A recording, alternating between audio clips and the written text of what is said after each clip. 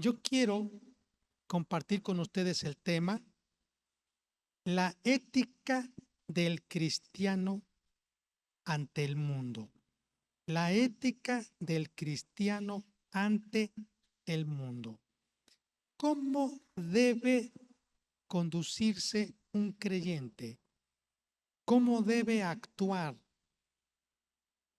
Dios estaba hablando a mi corazón, el miércoles estaba compartiendo que un cristiano santo vive diferente, habla diferente, piensa diferente, canta diferente, come diferente, viste diferente, es diferente.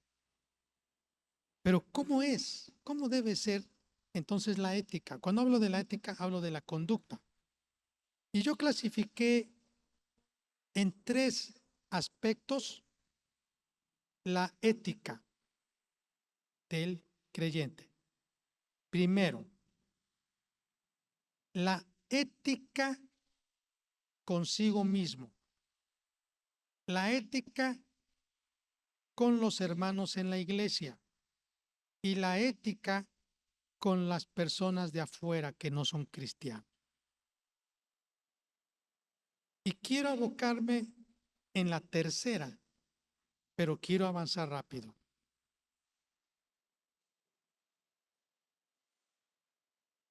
El creyente debe ser atento y respetuoso con sus hermanos en la fe, con el pastor. Atento y respetuoso. Debe mantenerse constantemente asistiendo a la congregación. Hebreos 13 dice, no dejando de congregar. 10:25, no dejando de congregarse. Puede iniciar nuevas obras, usted puede decir, en mi casa yo voy a abrir una célula. O yo quiero ir a tal comunidad, yo soy originario de tal pueblo y yo quiero regresar a mi casa, a mis raíces, y allá quiero hablar de Cristo. Usted tiene esa libertad. Jesús le dijo a este hombre que había sido libre de demonios, el Gadareno, ve a los tuyos y cuéntales cuán grandes cosas ha hecho el Señor contigo. Entonces el Gadareno regresó, pero yo había pensado que los tuyos era su familia. Pero no, dice que todo el pueblo por Decápolis, él andaba evangelizando y compartiendo de tal manera que muchos creyeron. Entonces los tuyos son parientes, amigos, vecinos, compañeros de trabajo, de escuela, en su comunidad. Entonces un creyente puede hacer eso.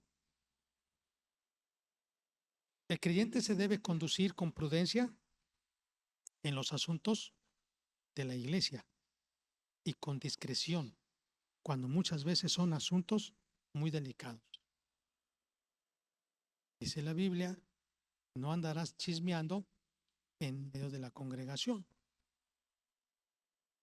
Cuando alguien me dice, pastor, no le puedo decir porque visité a alguien y la verdad me dijo que no le dijera yo a nadie, pero es una necesidad que es bastante, pues se necesita atender. Y entonces normalmente yo le digo, pues no es chisme cuando tú le compartes a la persona que tiene que ver con el problema o a la persona que tiene que ver con la solución del problema. Es lealtad, es por amor a él. Le voy a dar un ejemplo. Hay jóvenes que me cuentan y me dicen, profesor, fíjese que yo quiero contarle, pero no le diga usted a nadie. Me pasa esto y esto y esto. Ya que terminó, le dije, fíjate que por amor a ti y para evitar algún problema, tus papás tienen que saber. No me comprometí a decirle, no, no, no, tú y yo guardamos el secreto. Ya él me anticipó, pero yo le dije, y si pasa algo y tú le dices que yo ya sabía, yo soy responsable. Entonces es mejor que tus papás sepan. No, no le diga porque me van a regañar. No, no le diga porque no, ¿qué problema va? No, es mejor que yo le diga porque si no, va a ser un problema más grande.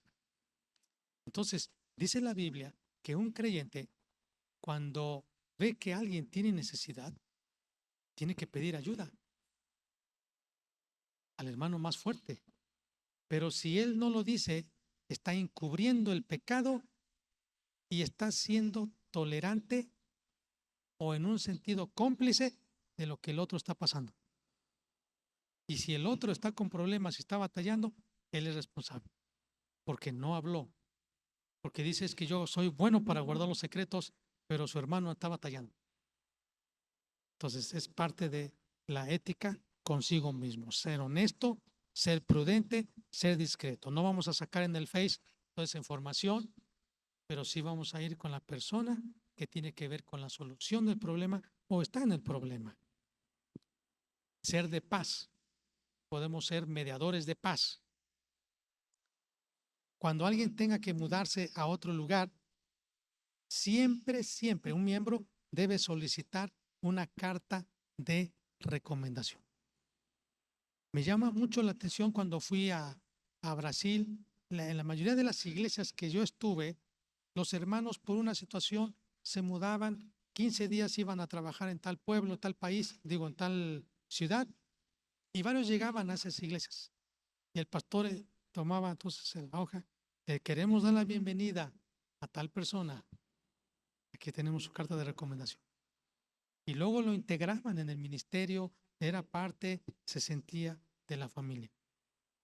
Entonces, cuando un miembro de esta iglesia tiene que irse a otro lugar por unos días, una semana, un mes, necesita llevar una carta de recomendación. Porque normalmente se va y que busca una iglesia que no sabe qué iglesia es. 2, no conoce al pastor. 3, llega, se sienta hasta atrás, termina el culto y se va. No se integra. Entonces, es parte de una práctica que es necesario desarrollar. Pero también voy a pasar al punto número 2, la ética con los demás miembros de la iglesia.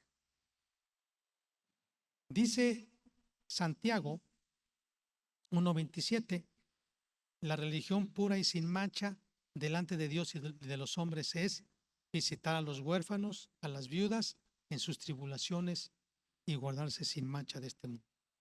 Entonces, ética con los demás miembros de la iglesia. La conducta es, debemos visitar a los enfermos de nuestra iglesia. Todos. Socorrer a los necesitados. Consolar a los tristes. Dice San Mateo capítulo 25 que si nosotros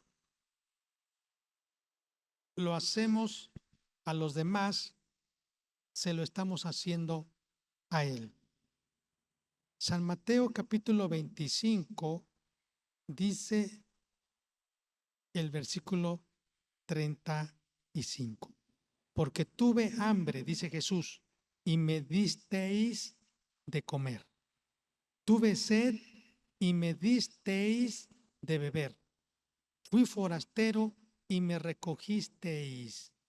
Estuve desnudo y me cubristeis. Enfermo y me visitasteis. En la cárcel y vinisteis a mí. Entonces los justos les responderán diciendo, Señor, ¿cuándo te vimos hambriento y te sustentamos, o sediento y te dimos de beber? ¿Y cuándo te vimos forastero y te recogimos, o desnudo y te cubrimos? ¿O cuándo te vimos enfermo o en la cárcel y vinimos a ti? Y respondiendo el rey les dirá, de cierto os digo que en cuanto lo hicisteis a uno de estos mis hermanos más pequeños, a mí lo hicisteis. Entonces, tenemos esa responsabilidad, es una ética, es la conducta, ¿cómo debemos actuar?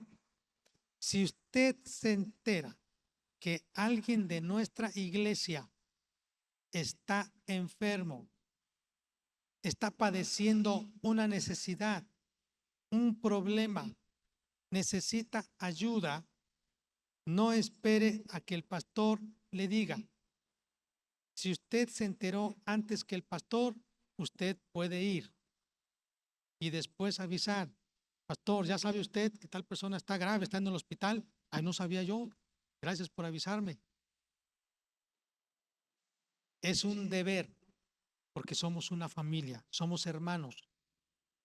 También guardar la buena armonía entre todos.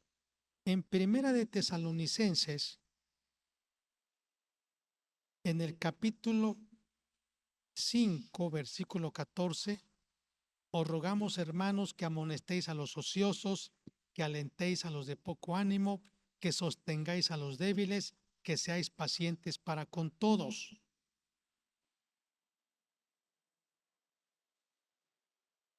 Y me gusta lo que dice Hebreos, capítulo 12, versículo 14. Seguid la paz con todos y la santidad, sin la cual nadie verá al Señor. Entonces, Dios quiere que nuestra ética dentro de la iglesia, nuestra conducta sea de respeto también y de buena armonía con los creyentes. Otra, orar por los que han cometido una falta y ayudarles a ser restaurados. Gálatas 6:1.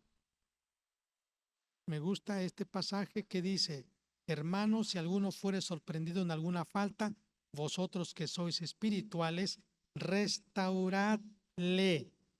¿Cómo dice, hermanos? Restauradle. ¿Puede repetir conmigo? Restaurar. Restaurar es algo que se ha caído, levantarlo. Algo que ha perdido su condición original, bueno, hacer que esté como antes. Restaurarle, dice. ¿Y qué más dice? Con espíritu de mansedumbre, considerándote a ti mismo, no sea que tú también seas tentado. No podemos nosotros cargar con el peso de la ley contra alguien, considerándonos que somos humanos. Si yo tengo hijos, yo no puedo ir con otra persona y cargar sobre él todo el peso de la ley sin darme cuenta que yo también tengo hijos, o que yo tengo una esposa, o que soy humano. Entonces necesitamos restaurar. La disciplina siempre es para restaurar y no para destruir. Si usted va a disciplinar a su hijo, siempre deberá ser para restaurarle y no para destruirle. Me acuerdo de este hombre, Chucho el Roto, ¿verdad? Que decían que estaba allá en San Juan de Ulúa, y por allá lo encerraron, pero le dieron 300 azotes. ¿Qué cree que pasó? Lo mataron. Y dice la Biblia que el padre debe tener cuidado de qué, hermanos, de no airar a sus hijos, sino criarlos. Porque si a veces tratamos mal a nuestros hijos y nos pasamos más de lo que debe ser una disciplina, les estamos haciendo mal. Entonces, dentro de la iglesia, Dios nos pide que si vemos a alguien que ha cometido una falta, la Biblia dice que nosotros vayamos y lo levantemos y lo restauremos. ¿Sí me entiende? ¿Y saben qué hacen otros grupos? Ya no le hablan. Ese es como la ley del hielo. ¿Cómo se llama eso? Cometió una falta, dice, aléjate de él, ya no le hables. Y eso no dice la Biblia. Dice, ve y levántalo, ve y restáuralo. Considérate, o sea, no caigas contra él, todo, tú tienes la culpa, mira, si eres y duro y dale, porque tú eres humano, considérate a ti mismo, dice la Biblia. Perdonar al hermano que nos ha ofendido. Dice Efesios 4:32, unas 2 hojas adelante, 4:32. Dice, sed benignos unos con otros, misericordiosos, perdonándoos unos a otros, como Dios también nos perdonó a vosotros en Cristo. Perdonándonos. Dios quiere que nos perdonemos, porque el perdón restaura la relación, hace la paz. Dios nos perdonó y entonces, ¿qué pasó? Hubo paz con Dios. Perdonar, perdonar, perdonar, perdonar, perdonar. El diablo no quiere que perdonemos. El diablo quiere que nos parezcamos a él. Él no perdona. Y yo creo algo muy importante. Es una experiencia que yo he tenido o que he visto. Dios te perdona cualquier pecado que tú cometas. Pero déjame decirte que el hombre no. Y por eso es importante tener cuidado. Dios perdona, pero el hombre no. Y va a estar recordando, estar hablando. Entonces, por eso en nuestra ética, ahorita vamos a ver más adelante, cómo evitar llegar a lastimar el corazón de los demás. Bueno, entonces, perdonar siempre, toda nuestra vida debe ser de perdón. Mateo 6 habla del Padre Nuestro. Mateo 6. Dice el versículo 14. Porque si perdonáis a los hombres sus ofensas, os perdonará también a vosotros vuestro Padre Celestial. Mas si no perdonáis a los hombres sus ofensas, tampoco vuestro Padre os perdonará vuestras ofensas. Entonces, ¿cuántas veces puedes tú sentirte que oras y le dices, Dios mío, perdóname? Y de repente te acuerdas, pero yo no he perdonado. Perdóname, Dios, pero no hemos perdonado. Hay que perdonar. Más otra. Apartarse de los que fomentan disensiones y divisiones. Romanos capítulo 16 dice el versículo 17. Mas os ruego, hermanos, que os fijéis en los que causan divisiones y tropiezos en contra de la doctrina que vosotros habéis aprendido y que os apartéis de ellos. La Biblia dice, el que se junta con iracundos aprende a ser iracundo. El que se junta con los que no quieren estudiar también termina no estudiando. El que se junta con los que son impuntuales termina siendo así. El que se junta con el que tiene un espíritu de contienda, de división, de repente tiene esa actitud, se divide, se aparta. Por eso dice, los que causan divisiones y tropiezos en contra de la doctrina de que vosotros habéis aprendido, ten cuidado, apártate, porque tú te vas a contaminar. Si tu corazón está limpio, está sano, de repente van a estar queriendo meter en tu corazón malicia para que tú comiences a pensar mal. Y tú le vas a decir, no, yo no soy un bote de basura para que me estés trayendo todas las basuras. Yo quiero tener un corazón sano. Yo quiero tener un corazón limpio. ¿Okay? Si tú tienes un problema, arréglalo. Pero yo no quiero tener un corazón amargado, resentido. Fíjese lo que dice segunda de Tesalonicenses 3. Segunda de Tesalonicenses 3, el versículo 6. Vosotros mismos sabéis de qué manera debéis imitarnos, pues nosotros no anduvimos desordenadamente entre vosotros. Dice el versículo 13. Hermanos, no se cansen de hacer el bien, pero si alguno no obedece a lo que decimos, por medio de esta carta, a ese señaladlo y no os juntéis con él para que se avergüence. ¿Por qué? Porque anda desordenadamente. Es decir, no anda conforme a la palabra de Dios. Y si la gente que está en mi trabajo o en mi barrio me ve que yo ando con él, la gente va a decir, este es igualito. Y entonces me va a manchar mi reputación. Por eso dice la Biblia, no se junten con aquel que llamándose hermano es un adúltero. Llamándose hermano es un borracho. Llamándose hermano es un estafador. Llamándose hermano es uno que tiene deudas y no las quiere pagar. Llamándose hermano es un hombre que es un desordenado. Si yo me junto con él, entonces o aprenderé sus mañas o me afectará. Porque alguien dice, es un dicho, tanto peca el que mata la vaca como el que ahí está, agarrándole la pata. Dice, no, pero es que yo no hago lo mismo, pero estás con él. Eres señalado. Dios dice, ten cuidado, esa es tu responsabilidad.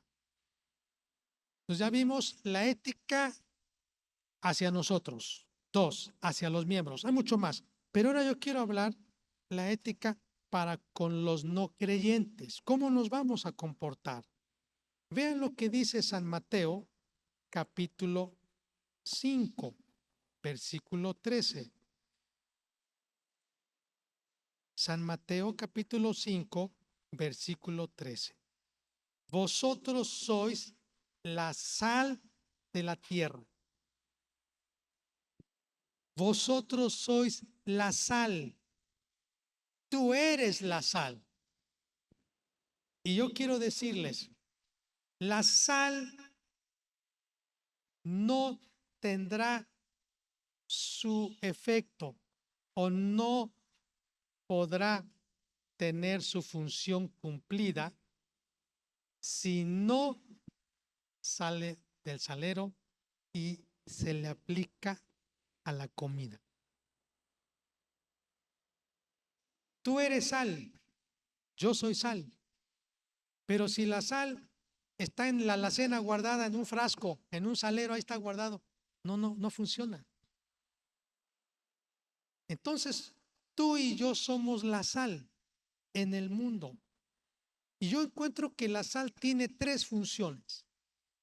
La sal tiene la función de dar sabor. Dar sabor. Segundo, proteger de corrupción. Tercero, producir sed. Primero, la sal tiene la función de dar sabor. Tú y yo somos sal. Cuando la sal falta en la cocina, usted se va a dar cuenta, ¿verdad? Que la comida como que no sabe. Pero también cuando la sal ya es muchísima sal, pues nos va a producir sed. Ahora, la sal, usted y yo, dice la Biblia, que tiene la misma función que nosotros debemos tener. ¿Y cuál es esa? Dar sabor. Y dice la Biblia, vosotros sois la sal. La sal no se puede quedar en el frasco ni en la alacena guardada. Tiene que involucrarse, tiene que infiltrarse, tiene que estar ayudando a darle sabor a su entorno. Pensemos en una asamblea de padres de familia. Los cristianos que son la sal no quieren un cargo. Son la sal, pero no quieren cargo. Y luego nos sufrimos y nos molestamos porque las malas decisiones que otros toman nos afectan, pero nosotros que tuvimos la oportunidad de ser la sal, no fuimos la sal. No sé si me están entendiendo. Tenemos autoridades que quizá usted dice debieran tener otra forma de pensar, pero usted no levantó su voz para dar sabor. Martin Luther King fue un pastor bautista de color moreno. Y sí, murió. Y lo mataron. Pero él levantaba la voz. Él fue la sal de su país en ese entonces con la discriminación racial, con el racismo, contra el racismo. Hermanos, Dios dice que somos la sal. La sal da sabor. Propone algo positivo, algo correcto, algo que es mejor. Siguiente. Vosotros sois la sal de la tierra. La sal protege de la corrupción. Recuerdo que, si usted lo ha visto, al pescado se le pone sal y se protege, ¿verdad? Puede durar. La carne puede durar muchos meses quizá porque tiene sal. Las pieles de los animales, después de que se les quita, se les aplica sal. Y mire, aunque pasen las moscas, no se agusana. La sal protege de la corrupción. Y hermanos, ustedes y yo somos la sal. Amén, hermanos. Somos la sal. Y la sal tiene como tarea proteger de la corrupción. Somos la sal. Vamos a proteger. Si hay una persona en el aula, es un maestro, es un alumno y está hablando, digo, voy a usar un término, está expresando términos, ideas que son malignas, que son dañinas, que en lugar de ayudar van a echar a perder la forma de pensar de las personas, el cristiano que es la sal va a decir, no, yo no estoy de acuerdo. El profesor le va a decir, a ver, ¿quién quiere hablar? ¿Ustedes qué proponen? ¿Qué hacemos para la fiesta? ¿Qué hacemos para la convivencia? A ver, ¿qué dicen? ¿A dónde vamos? ¿Cómo celebramos esto? Y todos van a hablar. Y la sal está guardada. Cuando debiera de levantar su mano y decir, profesor, yo no estoy de acuerdo porque esa idea o esa propuesta no ayudará. Yo tengo otra propuesta.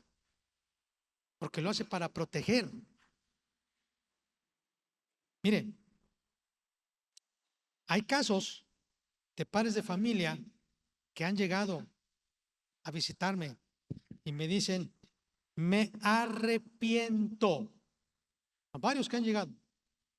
Me arrepiento de haber tenido una idea, no sé de dónde la saqué, dice, de haber tenido esa idea de que mis hijos conocieran el mundo real. Porque los tenía yo en la escuela cristiana.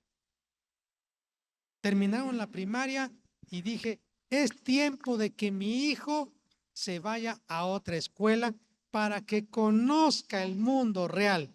¿Qué es eso de conocer el mundo real? ¿Qué es eso de que tiene que conocer el mundo real? Porque está en una burbuja, dice. Entonces tiene que conocer el mundo real. Tiene que escuchar groserías, hablarlas, tiene que ver cómo se drogan, tiene que ver estar en ese grupo donde la gente escucha canciones que no aman a Dios, que no adoran a Dios. Es que conozca ese mundo, que esté en ese ambiente porque él tiene que conocer el mundo real. No creo. Yo no creo que un padre de familia tiene que pensar así si Él es la sal. Si Él es la sal, debe proteger a sus hijos de la corrupción de este mundo, dice la Biblia. Me llama mucho la atención lo que había escrito de los Amish. Usted los ve en su vestuario. Es increíble. Estaba yo sentado esperando, bueno, íbamos a viajar y el hombre estaba fuera de una tienda que fueron a comprar un jugo y unas galletas y la señora, parecen como de Holanda, que vienen de Europa, ¿no? Y su tocado en la cabeza, su blusa, su falda, se vea muy, muy bien. Y no se ve que sean personas pobres. Salió, se sentaron afuera de la tiendita, así en el pasillo, así, afuera de la tiendita, la mamá, los niños, las niñas, eran como 4 o 5 hijos que tenía, y el papá. ¿Y sabe qué estaban haciendo? Le dice el papá, vamos a dar gracias a Dios por la comida, hijo. Su jugo y las galletas. Y las niñas se agacharon, se sentaron así en el piso con las piernas cruzadas y estaban agachadas. Y dije, Dios mío, en algún momento me identifiqué, dije, ya ni yo que debiera yo de por lo menos detenerme un poquito para orar por las galletas. De repente me meto a una tienda y me vendo unos polvorones y ya pagando y abriendo la bolsa y ya estoy. Y hasta por una galletita estaban dando gracias a Dios. Comencé a investigar de ellos y hablé. Hay grupos menonitas y Amish en Chicago. Sus campos, sus casas tan bonitas, tan elegantes, sus bodegas bien limpiecitas. Tienen animales de corral, tienen ganado y no usan autos recientes. Todavía llevan sus carretas, esas de madera. No tienen televisión, no tienen celular. Son los que le proveen de alimento a Estados Unidos, fíjese, orgánico. Comí huevos orgánicos, comida orgánica que ellos preparan. Y la pregunta yo hacía, ¿por qué? ¿Por qué así? Dice, queremos proteger a nuestra descendencia, que estén sanos en todos los aspectos. Los queremos proteger. Por eso van y viven en lugares donde ellos puedan todos los días, les leen la Biblia, oran con ellos, el domingo van a la iglesia. Son cristianos, los Amish son cristianos. Hay algunos más liberales, ¿sí? Son los menonitas, pero los Amish son más conservadores. Lo que quiero decir es que la mentalidad de ellos es, quiero proteger a mi generación. Hermanos, ustedes y yo somos la sal. La sal protege de corrupción. Que en una asamblea, en una plática, en una comunidad, decir, ¿sabes qué? Yo no estoy de acuerdo con eso. Y no puedes tener eso aquí. No me gusta que escuchen eso mis hijos.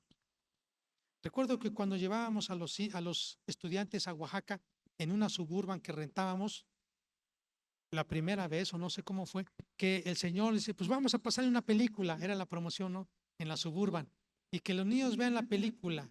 Y dijimos, no, vamos a llevar nuestras propias películas y vamos a llevar nuestra propia música.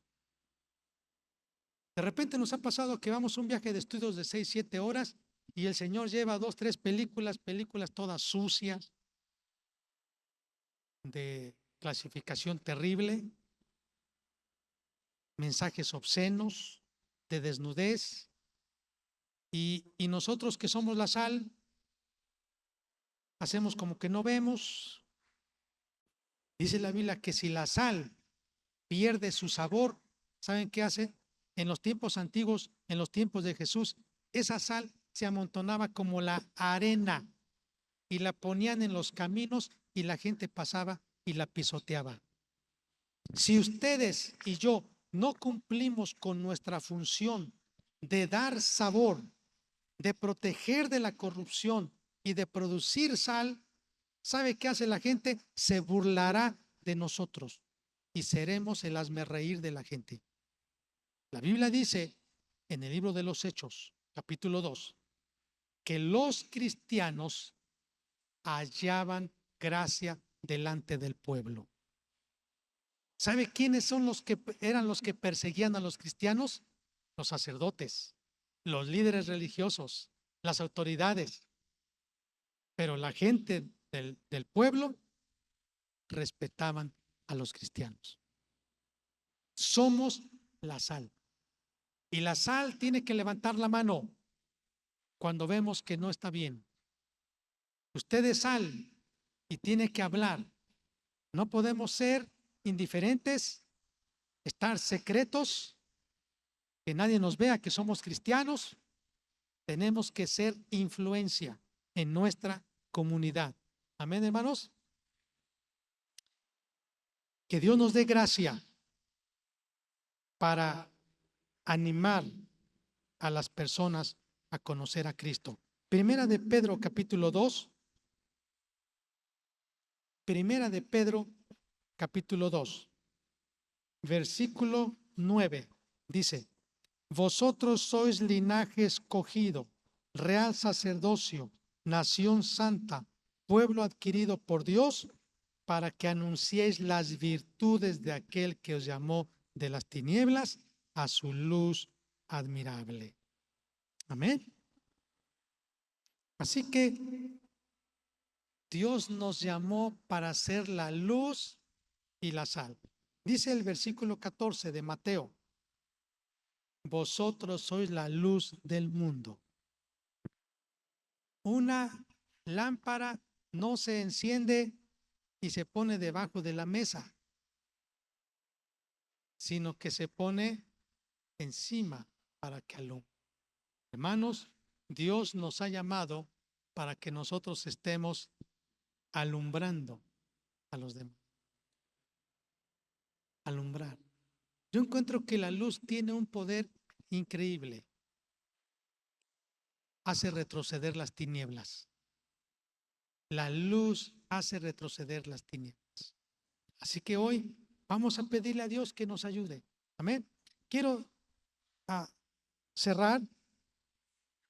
Responsabilidades: orar por las autoridades, pagar las deudas contraídas, ser honestos en los negocios, cumplir con los deberes ciudadanos. Un deber cívico: respetar la bandera, ¿verdad? Cantar el himno nacional. Me acuerdo, fíjense, hace muchos años estaban haciendo unas como revisiones porque ya había migrantes. Entonces, una ocasión, un hombre que venía viajando de la ciudad de Oaxaca a Nochixtlán, lo bajaron en Vigueras.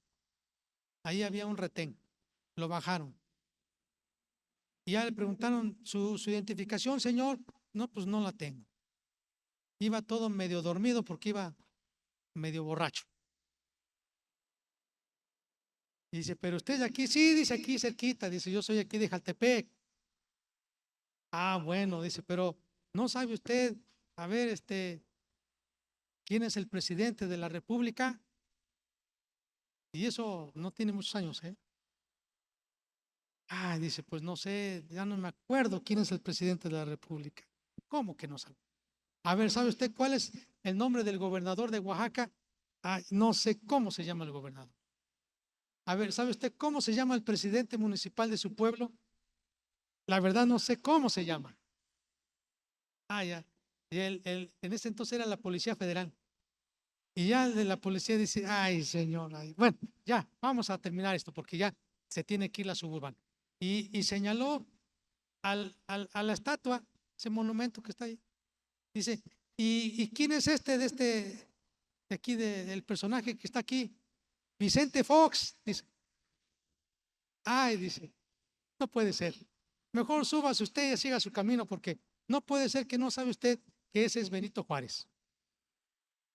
Como mexicanos tenemos que ser cumplidos en nuestros deberes cívicos.